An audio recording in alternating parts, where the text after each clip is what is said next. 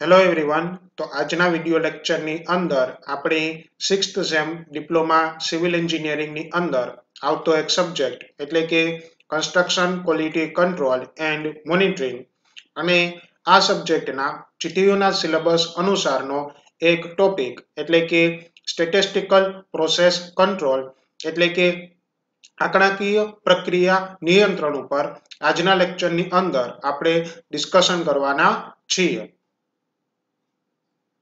હવે જો આજના લેક્ચરના એ ટોપિક્સની વાત કરીએ કે જે આપણે ડિસ્કસ કરશું, તેમાં સૌપ્રથમ સમજશું કે સ્ટેટિસ્ટિકલ પ્રોસેસ કંટ્રોલ અથવા તો એસપીસી અથવા તો આંકડાકીય પ્રક્રિયા નિયંત્રણ કેને કહેવામાં આવે છે, એ શું હોય છે, જેને કારણે એસપીસી ના કારણે આપણને કયા કયા પ્રકારના ફાયદા થાય છે, અને ધેન આફ્ટર એસપીસી કઈ રીતે એપ્લાય કરવામાં આવે છે એની બેસિક ઇન્ફોર્મેશન અથવા તો જે ઓવરવ્યૂ છે એ આપણે કેમાં જોશું તો કે સ્ટેટિસ્ટિકલ પ્રોસેસ કંટ્રોલની અંદર એનો બેસિક ઇન્ફોર્મેશન અથવા તો ઓવરવ્યૂ જોશું. ત્યાર પછી વાત કરીએ તો કે સેકન્ડ પોઈન્ટની અંદર શું જોશું તો કે ઓબ્જેક્ટિવ ઓફ એસપીસી એટલે કે સ્ટેટિસ્ટિકલ પ્રોસેસ કંટ્રોલના મુખ્ય ઉદ્દેશો કયા કયા છે અથવા તો એના મુખ્ય ઓબ્જેક્ટિવ્સ કયા કયા છે એ સેકન્ડ પોઈન્ટ એટલે કે ઓબ્જેક્ટિવ ઓફ એસપીસી અથવા તો સ્ટેટિસ્ટિકલ પ્રોસેસ કંટ્રોલની અંદર જોશું. અને ત્યાર પછી ટૂલ્સ ફોર એસપીસી એટલે કે જે આ એક પ્રકારની પ્રોસેસ છે કે જેને શું કહેવામાં આવે સ્ટેટિસ્ટિકલ પ્રોસેસ કંટ્રોલ. આ એક પ્રકારની કન્ટિન્યુઅસ પ્રોસેસ છે. ફોર એક્ઝામ્પલ જ્યાં સુધી પ્રોડક્શન ચાલુ રહેશે ત્યાં સુધી એસપીસી છે એ પણ શું થતું હોય છે, ચાલુ રહેતું હોય છે.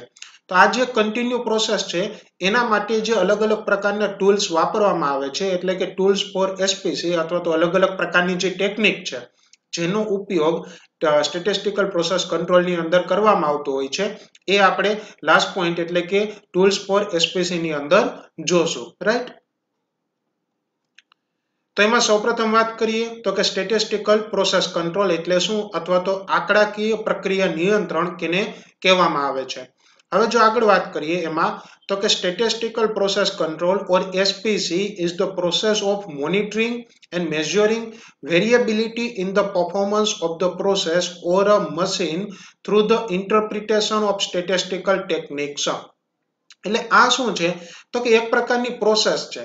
આ પ્રોસેસના મુખ્ય કયા કયા કાર્યો છે અથવા તો આ પ્રોસેસ શું કરે છે તો કે કોઈ પણ પ્રકારની પ્રોસેસ હોય, ફોર એક્ઝામ્પલ કોઈ પ્રક્રિયા થતી હોય, ઈંટ બનાવવાની પ્રક્રિયા છે અથવા તો કોઈ પણ જગ્યાએ પ્લાસ્ટર કરવાની પ્રક્રિયા છે અથવા તો કોન્ક્રીટનું મિક્સિંગ કરવું, બેચિંગ કરવું, પ્લેસિંગ કરવું અથવા તો કોન્ક્રીટ આખે આખો બનાવવાની જે પ્રક્રિયા છે અથવા તો બીજી વાત કરીએ કે કોઈ જગ્યાએ સ્કેફોલ્ડિંગ તૈયાર કરવાની પ્રક્રિયા છે, કોઈ જગ્યાએ ફોર્મવર્ક તૈયાર કરવાની પ્રક્રિયા છે અથવા તો કોઈ પણ પ્રકારની સિવિલ અથવા તો અન્ય કોઈ પણ પ્રકારની જે પ્રોડક્ટ છે એને કંપનીની અંદર બનાવવાની જે પ્રક્રિયા છે એટલે કે બનાવવા માટે જે અલગ અલગ પ્રકારની પ્રોસેસ અથવા તો મેથડ વાપરવામાં આવે છે એ મેથડ્સ છે એનું મોનિટરિંગ કરવું.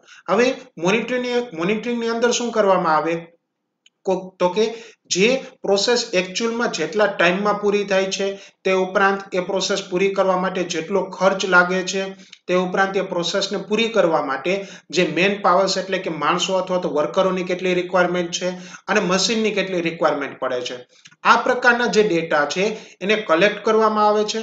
ધેન આફ્ટર એ જે કલેક્ટ કરેલો ડેટા છે એને જે રિક્વાયર્ડ અથવા તો સ્પેસિફાઈડ ડેટા છે એક પ્રકારનું લેવલ ફિક્સ કરેલું હોય અથવા તો કોઈ પ્રોસેસ માટે જે ટાઈમ અથવા તો જે કોસ્ટ અથવા તો રિક્વાયર્ડ પર્સન અથવા તો રિક્વાયર્ડ મશીન જે ફિક્સ કરેલા છે એની સાથે કમ્પેર કરવામાં આવે છે. ધેટ મીન્સ કે મોનિટરિંગ કરવામાં આવે છે. મોનિટરિંગથી શું કરવામાં આવે છે એનો ડેટા કલેક્ટ કરવામાં આવે છે અને ત્યાર પછી આ ડેટાને એકચ્યુઅલ જે ડેટા જે છે એને જે સ્પેસિફિક ફિક્સ કરેલો ડેટા હતો અથવા તો જે લેવલ હતું એની સાથે કમ્પેર કરવામાં આવે છે એટલે કે એનું મેઝર કરવામાં આવે છે.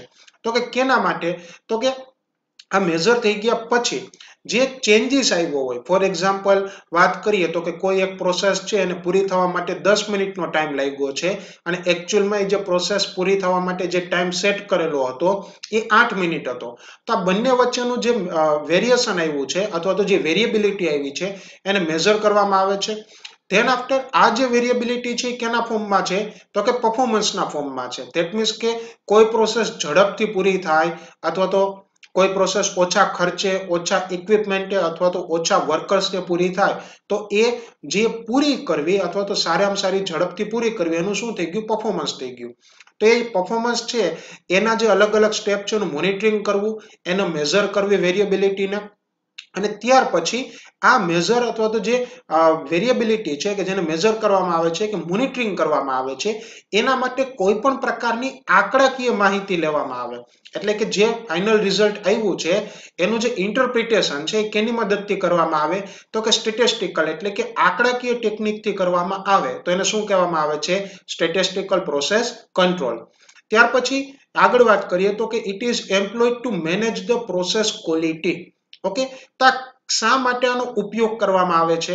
તો કે જે પ્રોસેસની ક્વોલિટી છે, આ એક ખાસ વસ્તુ ધ્યાન રાખવાની કે પ્રોસેસમાંથી જે પ્રોડક્ટ બને છે એની ક્વોલિટીની વાત નથી થતી, પરંતુ એ પ્રોડક્ટ બનાવવા માટે જે પ્રોસેસ રિક્વાયર્ડ છે એ પ્રોસેસની વાત થાય છે. પ્રોસેસની ક્વોલિટી એટલે કે રિક્વાયર્ડ ટાઈમ અથવા તો નક્કી કરેલા સમયમાં પૂરી થવું જોઈએ, નક્કી કરેલા ખર્ચે પૂરી થવી જોઈએ, ત્યાર પછી નક્કી કરેલા મેન પાવર અને નક્કી કરેલા મશીનથી પૂરી થવી જોઈએ. તો એ શું થઈ ગયું? એની ક્વોલિટી થઈ ગઈ. તો એ ક્વોલિટીને મેનેજ કરવા અને ક્વોલિટીને ઇમ્પ્રૂવ કરવા કે નહીં, તો કે પ્રોસેસની ક્વોલિટીને ઇમ્પ્રૂવ કરવી અથવા તો મેનેજ કરવી, એના માટે સ્ટેટિસ્ટિકલ પ્રોસેસ કંટ્રોલ છે એ એપ્લાય કરવામાં અથવા તો એડોપ્ટ કરવામાં આવતું હોય છે. ત્યાર પછી it is also defined as the element of quality assurance in the production and the tool for continuous improvement. Okay, તો ક્વોલિટી એશ્યોરન્સ એટલે શું? તો કે આની પહેલાના આપણે ચેપ્ટર નંબર 1 ની અંદર જોઈ ગયા તો કે ક્વોલિટી એશ્યોરન્સનો મતલબ શું થાય છે? તો કે સારામાં સારી ડિઝાઇન આપવી, સારામાં સારી સર્વિસ આપવી, સારામાં સારી મેન્ટેનેબિલિટી આપવી. આ બધાની જે વસ્તુ છે એને કમ્બાઇન ઇફેક્ટ એટલે શું? તો કે ક્વોલિટી એશ્યોરન્સ. ધેટ મીન્સ કે કોઈ પ્રોડક્ટ તમે બનાવી દીધું, ત્યાર પછી એ પ્રોડક્ટને યુઝ કરવામાં કોઈ પણ પ્રકારના જે એના યુઝર્સ છે એને કોઈ પણ પ્રકારની અગવડતા ન થાય, તો એને શું કર્યું કહેવાય? ક્વોલિટી એશ્યોર કરી અથવા તો ક્વોલિટીનું એશ્યોરન્સ આપવું. તો આ જે સ્ટેટિસ્ટિકલ પ્રોસેસ કંટ્રોલ છે એ ક્વોલિટીને એશ્યોર કરવા માટેનો એક એલિમેન્ટ છે, અને જેને કારણે શું થાય છે? તો કે પ્રોડક્શન અને ટૂલમાં કન્ટિન્યુઅસ ઇમ્પ્રુવમેન્ટ લઈ આવી શકાય છે. એટલે કે ક્વોલિટી એન્શ્યોર કરવા માટેનો એક એલિમેન્ટ કે જેની મદદથી શું થાય છે કે તો કોઈ પણ ટેકનિક છે અથવા તો કોઈ પણ પ્રોસેસ છે એની અંદર જે પ્રોડક્શન અથવા તો જે ટૂલ વાપરવામાં આવે એની ગુણવત્તામાં કન્ટિન્યુઅસલી વધારો કરવો. હવે પ્રોડક્શનની અથવા તો એની અંદર જે વાપરાતા ટૂલ છે એની તમે ગુણવત્તામાં વધારો કરશો તો અલ્ટિમેટલી જે પ્રોડક્ટ છે એની ગુણવત્તામાં કેવો થશે? ઇમ્પ્રુવમેન્ટ થશે. ત્યાર પછી વાત કરીએ તો કે SPC utilises the statistical thinking to control the process and to achieve the continuous process improvement. તો કે આ કેનો ઉપયોગ કરે છે? તો કે આંકડાકીય રીતે, તો કે માહિતીના આધારે, ડેટાના આધારે થિંકિંગ કરવું. ધેટ મીન્સ કે ફર્ધર એક્શન છે એનું પ્લાનિંગ કરવું. કેના આધારે? તો કે આંકડાના આધારે.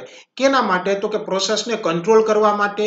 તે ઉપરાંત એની અંદર જે પ્રોસેસ છે એ પ્રોસેસમાં સતત ને સતત વધારો થતો જાય, એ વધારાને અચીવ કરવા માટે એસપીસી અથવા તો સ્ટેટિસ્ટિકલ પ્રોસેસ કંટ્રોલ છે એ વાપરવામાં આવતું હોય છે. રાઈટ?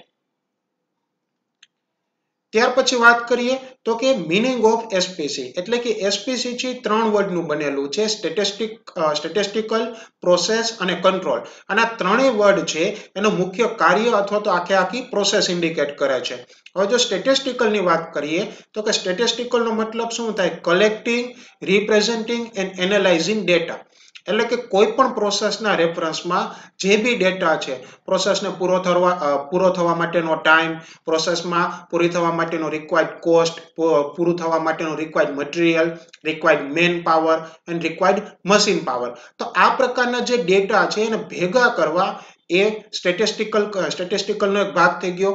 ત્યાર પછી ભેગા કરેલા ડેટાને યોગ્ય ફોર્મમાં રિપ્રેઝન્ટ કરવા, એટલે કે ટેબલના ફોર્મમાં, ચાર્ટના ફોર્મમાં, ગ્રાફના ફોર્મમાં અથવા તો ફ્લો ચાર્ટના ફોર્મમાં રિપ્રેઝન્ટ કરવા.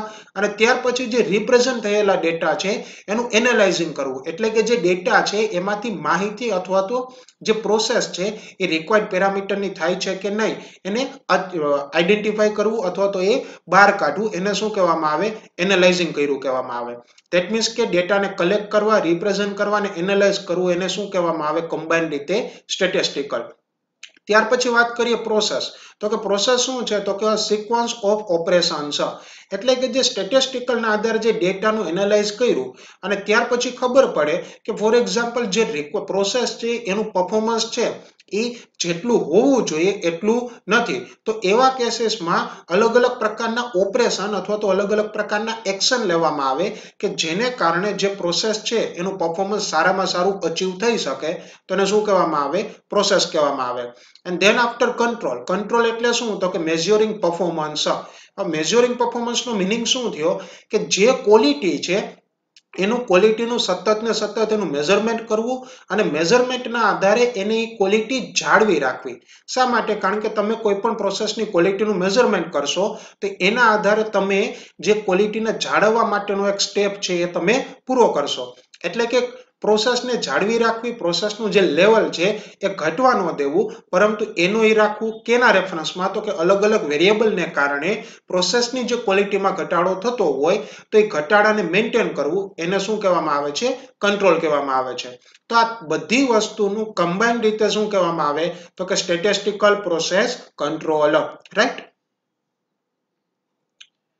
ત્યાર પછી વાત કરીએ તો કે ઓબ્જેક્ટિવ ઓફ એસપીસી એટલે કે સ્ટેટિસ્ટિકલ પ્રોસેસ કંટ્રોલના મુખ્ય હેતુઓની વાત કરીએ તો એમાં પહેલું શું છે, તો કે collecting the data and drawing the meaningful conclusion. એટલે કે જે ડેટા મળ્યો છે એ ડેટાને કલેક્ટ કરવો અને ડેટામાંથી જે મિનિંગફુલ એટલે કે કોઈ પણ પ્રોસેસમાં એની જે પ્રોસેસની જે ગુણવત્તા છે એ રિક્વાયર્ડ છે કે નહીં, સપોઝ કે રિક્વાયર્ડ નથી, તો એ રિક્વાયર્ડ નથી અથવા તો પ્રોસેસની ગુણવત્તા ઘટવાના કારણો કયા કયા છે એને આઈડેન્ટિફાઈ કરવા, તો મિનિંગફુલ કન્ક્લુઝન ઉપર પહોંચવું એ એક એસપીસી નો ઓબ્જેક્ટિવ છે. ત્યાર પછી finding the root causes of problem, એટલે કે પ્રોસેસની અંદર એવો કોઈ પ્રોબ્લેમ છે અથવા તો એવી કોઈ ઇફેક્ટ છે કે જેને કારણે પ્રોસેસની ક્વોલિટી ડાઉન થાય છે અને એ જે ક્વોલિટી ડાઉન થવાના મુખ્ય કારણ અથવા તો એનું મૂળ શું છે એ આઈડેન્ટિફાઈ કરવાનું કામ કોણ કરે, તો કે એસપીસી કરશે. ત્યાર પછી કંટ્રોલિંગ ઓફ પરફોર્મન્સ, એટલે કે જે પરફોર્મન્સ છે પ્રોસેસનું જે પરફોર્મન્સ છે એને કંટ્રોલ કરવું. શા માટે, તો કે જે પ્રોસેસનું જે પરફોર્મન્સ છે અલગ અલગ પ્રકારના વેરિયેબલ્સ ઉપર ડિપેન્ડ કરતું હોય. ફોર એક્ઝામ્પલ મટીરિયલ છે, મની છે, મેન છે, મશીન પાવર છે. તો આ પ્રકારના અલગ અલગ વેરિયેબલની સામે ટકી રહી એનું પરફોર્મન્સને કંટ્રોલ કરવું એ પણ ઓબ્જેક્ટિવ છે કેનો, તો કે એસપીસી નો. ત્યાર પછી પ્રિડિક્ટિંગ ધ ફ્યુચર ટેન્ડન્સી અથવા તો ફર્ધર ટેન્ડન્સી, એટલે કે ભવિષ્યમાં કોઈ પણ પ્રોસેસ છે એક વખત થઈ ગયા પછી ભવિષ્યમાં એ પ્રોસેસ છે એની ગુણવત્તામાં વધારો થશે કે ઘટાડો થશે એનું પ્રિડિક્શન કરવું.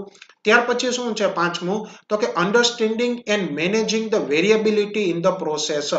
તો કે આ જે તમે આ કંટ્રોલિંગ કરો, કંટ્રોલિંગ નો જે ભાગ શું થઈ ગયો, તો કે અન્ડરસ્ટેન્ડિંગ એન્ડ મેનેજિંગ આ વેરિયેબિલિટી ઇન ધ પ્રોસેસ. એટલે કે પ્રોસેસની અંદર જે અલગ અલગ વેરિયેબલ્સ છે એને વેરિયેબલને સમજવા અને ત્યાર પછી એ વેરિયેબલના કારણે જે પ્રોસેસની ગુણવત્તામાં ઘટાડો થાય છે એને શું કરવું, મેનેજ કરવું. અને છઠ્ઠું શું છે, તો કે preventing defects and to pursue never ending improvement. એટલે કે પ્રોસેસની અંદર કોઈ પણ પ્રકારની ડિફેક્ટ જનરેટ થતી હોય તો એ ડિફેક્ટને શું કરવું, તો કે એ ડિફેક્ટને આઈડેન્ટિફાઈ કરવી અથવા તો ડિફેક્ટને આઈડેન્ટિફાઈ કર્યા પછી એને રિમૂવ કરવી અને ત્યાર પછી પ્રોસેસમાં સતત ને સતત સુધારો કરતો રહેવો. તો કે આ બધા કેના ઓબ્જેક્ટિવ છે, તો કે સ્ટેટિસ્ટિકલ પ્રોસેસ કંટ્રોલના ઓબ્જેક્ટિવ્સ છે. રાઈટ. ત્યાર પછી વાત કરીએ ટૂલ્સ ફોર એસપીસી એટલે કે સ્ટેટિસ્ટિકલ પ્રોસેસ કંટ્રોલ માટેના અલગ અલગ ટૂલ્સની વાત કરીએ તો એમાં પહેલું શું છે, તો કે પ્રોસેસ ફ્લો ચાર્ટ. તો અહીંયા તમે જે ફિગરમાં જુઓ છો એ રીતે એક પ્રકારનું સિમ્પલ એક્ઝામ્પલ આપેલું છે કેનું, તો કે આખી પ્રોડક્શન પ્રોસેસ અથવા તો એક વખત રો મટીરિયલથી માંડીને જે વેચવા વાળા સ્ટોર છે ત્યાં સુધીનો. એમાં સૌથી પહેલા શું આવશે, તો કે મટીરિયલ રિસીવ થશે કોઈ કંપનીની અંદર, ત્યાર પછી એનું ઇન્સ્પેક્શન થશે, ત્યાર પછી ઇન્સ્પેક્શન થઈ ગયા પછી સ્ટોર ઉપર ડિલિવર થશે, ત્યાર પછી જે જગ્યાએ સ્ટોર ઉપર ડિલિવર થયું છે ત્યાંનું વેરિફિકેશન થશે, ત્યાર પછી જે વેરિફિકેશન થયું છે એનું ટેમ્પરરી લેજર્સની અંદર સ્ટોર થશે અને ત્યાર પછી ફાઇનલી સ્ટોર થશે. તો આ શું થઈ ગયું, એક પ્રકારનો ફ્લો દેખાડે છે. તો પ્રોસેસ ફ્લો ચાર્ટ શું છે, તો કે કોઈ પણ પ્રોસેસના અલગ અલગ પ્રોસેસ ફ્લો ચાર્ટ હોય છે. પ્રોસેસ ફ્લો ચાર્ટ શું ઇન્ડિકેટ કરે છે કે કોઈ પણ પ્રોસેસ અથવા તો આખી પ્રોસેસ છે, ફોર એક્ઝામ્પલ કોન્ક્રીટ બનાવવું, ઈંટ બનાવવી કે પ્લાસ્ટર લગાડવું, પ્લાસ્ટરિંગ વર્ક કરવું, એની જે આખી પ્રોસેસ છે એ પ્રોસેસના અલગ અલગ સ્ટેપ કયા છે અને એક સ્ટેપ પૂરો થઈ ગયા પછી બીજો સ્ટેપ કયો આવશે, એટલે કે સ્ટેપનો જે સિક્વન્સ છે એ તમે કેના આધારે જાણી શકતા હો છો? પ્રોસેસ ફ્લો ચાર્ટના આધારે જાણી શકતા હો છો. ધેટ મીન્સ કે આખી પ્રોસેસને સમજવા માટે જે 3 થી 4 પેજ અથવા તો જે આખા રિપોર્ટના ફોર્મમાં જે ડિસ્ક્રિપ્શન આપેલું હોય એની જગ્યાએ જે આખું ડિસ્ક્રિપ્શન છે અથવા તો પ્રોસેસના અલગ અલગ એલિમેન્ટ કયા છે અને એનો સિક્વન્સ કયો છે અને કોઈ કયા પ્રોડક્ટ પર કયા સ્ટેપ પછી કયા સ્ટેપ અથવા તો કયા એલિમેન્ટ પછી કયો એલિમેન્ટ પરફોર્મ કરવો અને ક્યારે એલિમેન્ટ પરફોર્મ ન કરવો, આ પ્રકારની જે બધી માહિતી છે એ તમને કેમાંથી મળી જતી હોય છે? તો કે પ્રોસેસ ફ્લો ચાર્ટમાંથી મળી જતી હોય છે, રાઈટ? ત્યાર પછી વાત કરીએ તો કે બીજું શું છે તો કે કોઝિસ એન્ડ ઇફેક્ટ ડાયાગ્રામ. હવે કોઝિસ અને ઇફેક્ટ ડાયાગ્રામ શું છે તો કે કોઈ પણ પ્રોસેસમાં કોઈ પણ પ્રકારની ઇફેક્ટ આવી અને ઇફેક્ટ આવવા પાછળના મુખ્ય કારણો કયા છે એને એક જ ડાયાગ્રામમાં રિપ્રેઝન્ટ કરવામાં આવે તો એને શું કહેવામાં આવે છે? કોઝિસ એન્ડ ઇફેક્ટ ડાયાગ્રામ, અથવા તો આને શોર્ટવર્ડ ફોર્મમાં CNE ડાયાગ્રામ પણ કહેવામાં આવતો હોય છે. હવે જે CNE ડાયાગ્રામ છે એના બેસિક પ્રિન્સિપલ અથવા તો બેસિક નિયમની વાત કરીએ તો હંમેશા જમણી બાજુએ જે ઇફેક્ટ છે એટલે કે જે આ ફાઇનલ રિઝલ્ટ આવ્યું છે એને જમણી બાજુએ રિપ્રેઝન્ટ કરવામાં આવે છે અને જે ઇફેક્ટ આવવા પાછળના જે અલગ અલગ કારણો છે એને ડાબી બાજુએ રિપ્રેઝન્ટ કરવામાં આવતા હોય છે. ફોર એક્ઝામ્પલ અહીંયા આપણે જે ફિગરમાં જોઈએ એ રીતે તો અહીંયા કીધું છે કે મટીરિયલ રિસીવ્ડ. ફોર એક્ઝામ્પલ આ એન્ડ યુઝર્સ છે એટલે કે ધારી લો કે તમે કોઈ સિમેન્ટ જે એ મટીરિયલ છે, કન્સ્ટ્રક્શન મટીરિયલ છે, તમે રિસીવ કર્યું અથવા તો તમે મેળવ્યું. હવે એ જે મટીરિયલ છે એ તમને કેવું મળ્યું એ શું થઈ ગયું? એનું ઇફેક્ટ થઈ ગઈ. એટલે કે મટીરિયલ સારું મળ્યું અથવા તો મટીરિયલ ખરાબ મળ્યું એ શું થઈ ગઈ? ઇફેક્ટ થઈ ગઈ. અને મટીરિયલની ગુણવત્તા ઉપર અસર કરતા પરિબળો છે એટલે કે કારણો છે તો કયા છે તો કે પીપલ એટલે કે એ મટીરિયલ બનાવવા વાળા માણસો, ત્યાર પછી એ મટીરિયલ બનાવવા માટેના રો મટીરિયલ, ત્યાર પછી મટીરિયલ બનાવવા માટેની વર્ક મેથડ, ત્યાર પછી એન્વાયરમેન્ટ ઇફેક્ટ, ત્યાર પછી ઇક્વિપમેન્ટ એટલે કે મટીરિયલ બનાવવા માટે જે અલગ અલગ ઇક્વિપમેન્ટ વપરાયેલા છે તે, અને ત્યાર પછી મટીરિયલ બની ગયા પછી એનું મેઝરમેન્ટ એટલે કે એનું ટેસ્ટિંગ થયું છે કે નહીં. તો અલગ અલગ કારણો છે કે જે ફાઇનલ રિઝલ્ટ એટલે કે જે આપણે સિમેન્ટની બેગ લીધી છે એની ગુણવત્તા અથવા તો સિમેન્ટની ગુણવત્તા ઉપર ઇફેક્ટ કરે છે. તો આ અલગ અલગ કારણોને અલગ અલગ કારણો અને સાથે સાથે એની ઇફેક્ટને એક જ ડાયાગ્રામમાં રિપ્રેઝન્ટ કરવામાં આવે તેને શું કહેવામાં આવે છે? CNE ડાયાગ્રામ અથવા તો causes and effect diagram, right? ત્યાર પછી વાત કરીએ તો કે ચેકલિસ્ટ. તો કે ચેકલિસ્ટ શું છે તો કે એક પદ્ધતિસરની માહિતી એકઠી કરવાની એટલે કે માહિતી ભેગી કરવાની એક મેથડ છે. ઘણી વખત એને ચેક શીટ પણ કહેવામાં આવે છે. અને બીજી વસ્તુ કે ચેકલિસ્ટની અંદર એક ખાસ ધ્યાન એ રાખવું જોઈએ તો કે માહિતી ચોકસાઈપૂર્વક એટલે કે એક્યુરેટલી અને કાળજીપૂર્વક ભેગી કરેલી હોવી જોઈએ. અને તે ઉપરાંત ચેકલિસ્ટ છે એ આ પ્રકારની માહિતીને રિપ્રેઝન્ટ કરવાનું એક શોર્ટ ફોર્મ છે. હવે અહીંયા તમે જુઓ તો કે અહીંયા જે એક ચેકલિસ્ટનો આપણે જે એક્ઝામ્પલ દેખાડેલો છે એની અંદર શું છે તો કે આખી કન્સ્ટ્રક્શન પ્રોસેસનું એક માહિતી એકઠી અથવા તો માહિતી ભેગી કરવાનું એક ડાયાગ્રામ છે. ફોર એક્ઝામ્પલ વાત કરીએ તો કે ઇનસાઇડ પ્લાસ્ટર, તો કે બે દિવાલમાં ઇનસાઇડ પ્લાસ્ટર થઈ ગયું છે તો એને રિપ્રેઝન્ટ કરી દીધું અહીંયા બે કાપાથી અથવા તો નંબરથી. ત્યાર પછી આઉટસાઇડ પ્લાસ્ટર, તો કે 3 વોલમાં આઉટસાઇડ પ્લાસ્ટર થઈ ગયું છે. ત્યાર પછી પેઇન્ટિંગ, તો કે 2 વોલમાં પેઇન્ટિંગ થઈ ગયું છે. ત્યાર પછી પ્લમ્બિંગ ફિટિંગ, તો કે અલગ અલગ પ્રકારના પ્લમ્બિંગ ફિટિંગ હતા એની સંખ્યા કેટલી છે તો કે 12, તો કે 12 પ્લમ્બિંગ ફિટિંગ છે અત્યારે પૂરા થઈ ગયા છે. ત્યાર પછી ઇલેક્ટ્રિફિકેશન, ધેટ મીન્સ કે ફોર એક્ઝામ્પલ કોઈ પણ 3 પોઈન્ટ ઉપર ઇલેક્ટ્રિસિટી પહોંચાડવી હતી. ત્યાર પછી કોઈ એક ફ્લોર ઉપર ફ્લોરિંગ વર્ક કરવાનું છે અને ડોર અને વિન્ડોના શટર, તો કે 5 ડોર અથવા તો વિન્ડોના શટર લગાડવાના છે. તો આ શું થઈ ગયું તો કે કોઈ પણ પ્રોસેસ છે કન્સ્ટ્રક્શન પ્રોસેસ, એ પ્રોસેસ અત્યારે કેટલી પહોંચી છે એને એક સિમ્પલ ફોર્મમાં. આની અંદર ડિટેલ ડિસ્ક્રિપ્શન આપેલું હોતું નથી કે એની ગુણવત્તા કેવી છે, કેટલા સમયમાં પૂરું થયું, કેટલો ખર્ચ થયો, એ નહીં, પણ એ પ્રોસેસ પૂરી થઈ છે કે નહીં એ તમે કેના આધારે જાણી શકો તો કે ચેકલિસ્ટના આધારે. ધેટ મીન્સ કે આખા કન્સ્ટ્રક્શન પ્રોસેસનો જે પ્રોગ્રેસ છે એ તમે એક જ લિસ્ટના આધારે તમે જાણી શકો, જેને શું કહેવામાં આવે? ચેકલિસ્ટ કહેવામાં આવે, રાઈટ? ત્યાર પછી વાત કરીએ સ્કેટર ડાયાગ્રામ. તો કે સ્કેટર ડાયાગ્રામ શું છે? તો કે એક પ્રકારનો નોર્મલ ગ્રાફ છે જે બે વેરિયેબલ વચ્ચેનો સંબંધ બતાવતા હોય છે. ધેટ મીન્સ કે કોઈ પણ એક વેરિયેબલમાં ચેન્જ થવાથી એની ઇફેક્ટ બીજા વેરિયેબલ ઉપર કેટલી પડે છે એ તમે કેના આધારે જોઈ શકો છો? સ્કેટર ડાયાગ્રામના આધારે જાણી શકતા હો છો. અહીંયા તમે ફિગરમાં જુઓ એ રીતે કે વેલ્યુ ઓફ હાઉસ અને ડિમાન્ડ, એટલે કે જે હાઉસ અથવા તો ઘરની જે કિંમત છે એની સામે એની ડિમાન્ડ કેટલી છે એનો એક ડાયાગ્રામ આપ્યો છે. તો આમાં તમને ખબર પડી જશે કે જેમ હાઉસની કિંમત ઓછી એમ એની ડિમાન્ડ વધારે, જેમ હાઉસની કિંમત વધારે એમ ડિમાન્ડ ઓછી. તો આ શું દેખાડે છે? તો કે જે કોઈ પણ ઘરની કિંમત વધશે એમ એની ડિમાન્ડ ઘટશે. આ એક પ્રકારનો ગુણધર્મ અથવા તો બંને વેરિયેબલ એટલે કે હાઉસની કિંમત અને ઘરની ડિમાન્ડ એ બંને વચ્ચેનો શું દેખાડે છે? સંબંધ દેખાડે છે, જેને શું કહેવામાં આવે? સ્કેટર ડાયાગ્રામ કહેવામાં આવે. રાઈટ. ત્યાર પછી વાત કરીએ પેરેટો ડાયાગ્રામ. તો પેરેટો ડાયાગ્રામ શું છે? તો કે બેસિક પ્રિન્સિપલ ઉપર કામ કરે છે.